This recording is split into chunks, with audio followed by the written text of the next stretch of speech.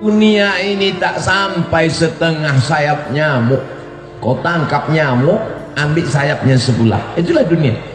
Itulah yang kau kejar dengan cara haram. Bantai saja, hantam kromo, sikut kiri, sikut kanan. Padahal yang dicari itu cuma setengah sayap nyamuk. Dunia kau kejar, akhirat melayang. Akhirat yang kau cari, dunia datang bersimpuh di bawah tapak kaki. Kalau tak percaya, tanya sama Haji Dasril Sultan Bagian. Cemana dunia ini bisa datang ke tapak kakinya? Kejujuran, jangan makan duit orang walaupun 5 perak. 5 perak tak ada lagi Pak Ustaz. Terserahlah, payah kali ceramah sekarang. Apa yang dicari dengan bisnis-bisnis ini? Buka rumah makan 1 berhasil, buka begadang 2 berhasil, buka begadang 3 berhasil, buka nggak bisa tidur malam berhasil. Begadang itu kan tak bisa tidur malam. Yang dicari ini sebenarnya apa? Dunia ini kalau dikejar macam menelan air garam, makin ditelan makin haus, makin ditelan makin terbakar. Lau kana libni Adam wadiyan min zahab, seandainya manusia itu punya satu lembah dari emas, ada gunung, ada bukit, ada emas, apakah dia akan berkata cukup 1? Pasti dia akan minta tambah. Tapi beda dengan yang satu hamba Allah ini, dibuka usaha ini banyak untuk bangun masjid. Dibuka usaha ini banyak. Ustadz Abdul Somad ini ada tanah 2,5 hektar, sudah dibangun kelasnya lebih 30, sudah dibangun kantornya, musola masjidnya 60-70% siap. Ambillah Ustadz Somad. Ustadz Somad takut nanti kalau Ustadz Somad ambil ini berarti mesti tinggal di sini, harus buka cabang di sini. Haji, saya kemari dalam setahun cuma 3 kali saja, karena saya ada tim 14 dari Sabang sampai Papua, Brunei Darussalam, Sarawak, Malaysia, dan dunia ini semuanya. Sebenarnya saya mau ngasih tahu ini bukan Ustadz kaleng-kaleng, itu aja. Jadi saya sudah bagi 14 tim ini. Berarti saya gilir setiap 4 bulan sekali saya datang ke Medan, 4 bulan sekali, ke Kepulauan Riau 4 bulan sekali, ke Sulawesi Makassar 4 bulan sekali. Setahun berarti 3 kali. Begitu juga ke Lampung. Nanti kalau ku terima ini haji yang 2 hektar ini, ku bilang aku ambil, tiba-tiba aku tidak datang, kalian sumpah mati tegak aku nanti. Buat saja namaku di situ penasehat. Supaya apa? Supaya jangan dibilang orang siapa itu? Itu Ustadz Somad yang penipu itu. Sudah diambilnya 2,5 hektar sama kelas-kelasnya sudah diwakafkan untuk dia, tiba-tiba tak datang, dia disuruhnya pula orang lain datang. Jangan masukkan saya ke yayasan. Yayasan itu ada 5. Ada pembina, ada pengawas, ada ketua, ada sekretaris, ada bendahara. Jangan masuk saya ke dalam struktural. Penasehat Profesor Dr. Abdul Somad LC MA PhD Datuk Sri Ulama Setia Negara Kai Jaga Mangkurilaga. Panjang situ. Nanti kalau aku datang kemari setiap 4 bulan, kumpulkan guru-guru ini, kumpulkan orang yayasan ini, baru kita nasihati mereka. Bagaimana supaya anak-anak ini hafal Quran, bagaimana supaya wali murid ini masukkan anaknya, bagaimana supaya anak muda ini selamat dari narkoba, selamat dari zina. Maka kita nanti berkawan di dunia, bertetangga kita di surga insyaallah haji. Karena kalau sampai ku ambil 2 hektar ini harganya 1 meter berjuta bermiliar, datang jahat otakku nanti, datang khianatku nanti. Aku ingin jangan sampai kita rusak hubungan gara-gara harta dan materi.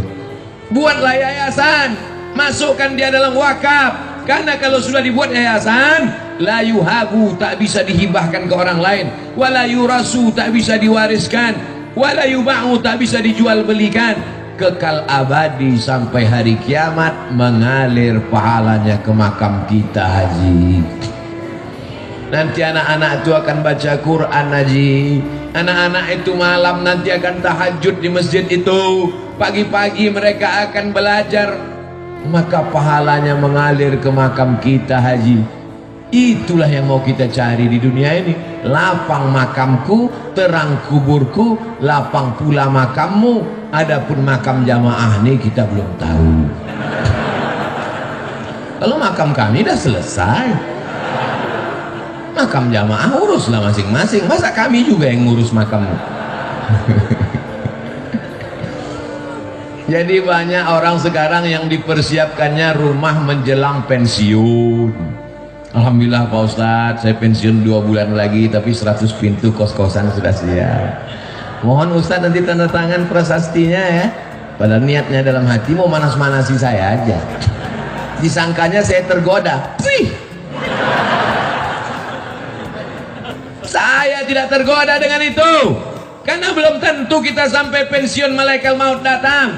Tapi ketika yang dibangun masjid, yang diwakafkan pesantren tahfiz Quran, itulah yang membuat saya cemburu luar biasa. La hasada illa fisnataini, tak boleh cemburu hasad kecuali pada 2 perkara. Yang pertama, rajulun atahullahu malan, ada orang yang dikasih Allah harta, dipakainya harta itu pagi, siang dan malam untuk menolong agama Allah. Itulah yang mesti kita cemburu. Adapun orang yang jadi pejabat tinggi paling lama 2 periode, itu pun kalau tak datang KPK. Adapun orang kaya karena mengejar dunia, tak perlu kita cemburu, karena rumahnya tinggal, mobilnya tinggal. Tapi kalau orang bangun masjid, masjidnya tinggal, pahalanya mengalir.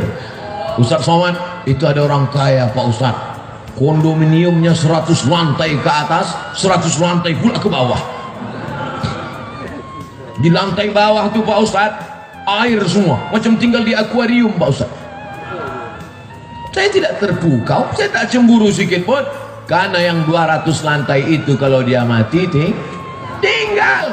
Tapi kalau dia bangun 2 hektar dengan 30 sekian kelas, dengan surau langgar musola, dengan penghafal Quran, anak hafal Quran 1 hari ngulang hafalan 2 juz, 1 bulan hatam 2 kali, setahun hatam 24 kali, anak yatim diberikan gratis. Itulah yang kita cemburu, karena kita belum bisa melakukan itu, betul? Tapi Abdul Somad dimuliakan, dibuat penasehat Abdul Somad, selesai, dapat saya amal jariahnya. Tapi belum tentu pasti juga lagi.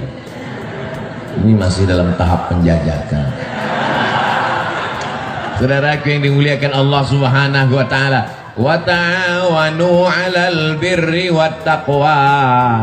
Tolong menolonglah kamu dalam kebaikan. Ini pelajaran untuk anak-anak muda, cita-cita kalian mesti tinggi macam cita-cita Haji Dasril Sultan Baginda. Ini sekarang anak muda nih, gimana rencananya ke depan? Ya udah mau siap S1 Pak Ustadz. Habis ini kau mau jadi apa? Ya mau ikut tes PNS lah Pak Ustadz. Kau PNS mana bisa bangun masjid? Gaji 2,5 juta sebulan. Semua kredit. Bangun rumah 3M, 3 kali minjam. Gimana kau mau bangun masjid? Sementara laut di Lampung luas, kolam-kolam ikan entrepreneur bisa.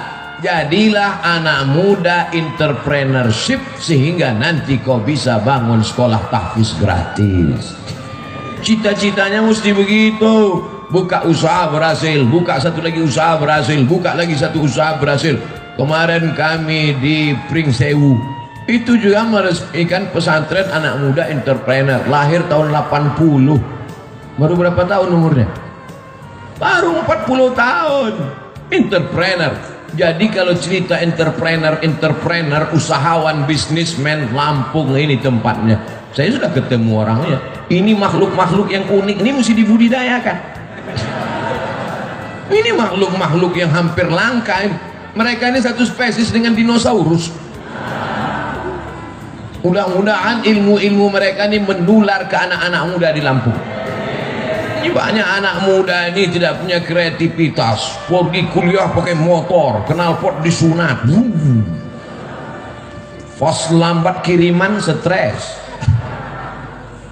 passwordnya 3 huruf, mak minta duit. Apa ini? Makanya makhluk-makhluk yang unik ini saya sarankan mereka menulis buku. Bukunya adalah Alam Terkembang Menjadi Guru. Mereka tidak berguru di kelas, mereka tidak berguru kepada buku, tapi mereka menjadikan alam pengalaman perjalanan hidup mereka menjadi guru, sehingga mereka menjadi orang yang sukses dan berhasil sampai hari ini. Untuk menjadi sebuah sebatang sekuntum bunga, dia mesti bertunas, dia mesti berbatang, dia mesti bercabang, mesti selamat dari hawa, mesti selamat dari wereng, mesti dijaga akarnya, mesti disiram, barulah menjadi sekuntum bunga, bukan bunga plastik. Untuk jadi bunga saja prosesnya luar biasa, apalagi menjadi orang yang menghambakan diri kepada Allah. Sudah berapa poin saya sampaikan?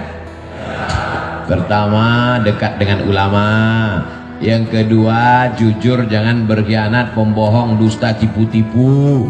Yang ketiga, cita-cita jangan mengejar dunia, tapi bangun masjid, menyebarkan pendidikan Islam, Allah akan tolong. Yakin dengan pertolongan Allah? Innaka la tukhliful